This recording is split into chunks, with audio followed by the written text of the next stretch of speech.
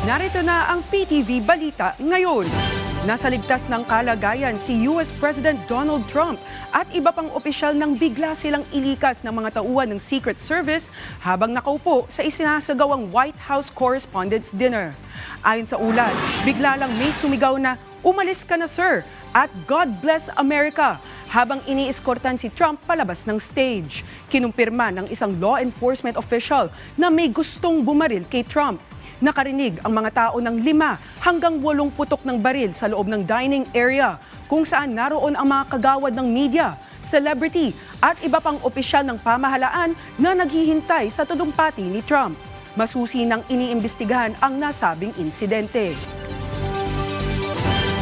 Umabot na sa 5.65 billion pesos ang ayudang naipamahagi ng Department of Social Welfare and Development sa mahigit 1 milyong pampasaherong jeepney driver sa buong bansa. Bahagi ito ng direktiba ni Pangulong Ferdinand R. Marcos Jr. upang matulungan ang mga tsuper na naapektuhan sa pagtaas ng presyo ng mga produktong petrolyo. Layo ng programa na maibsan ang gastusin ng mga driver at masuportahan ang kanilang pang-araw-araw na pangangailangan.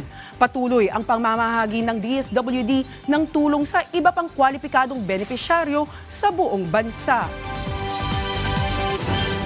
At sa ating lagay ng panahon, asahan ang mga kalat-kalat na pag-ulan sa Caraga, Eastern Samar at Southern Leyte ngayong araw dahil sa easterlies. Makakaranas din ng isolated rains ang Batanes dahil sa epekto ng frontal system.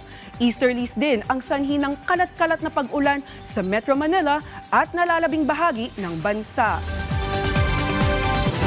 At yan ang mga balita sa oras na ito. Para sa iba pang updates, i-follow at i-like kami sa aming social media sites sa @PTVPH. Ako po si Denise Osorio para sa Pambansang TV sa Bagong Pilipinas.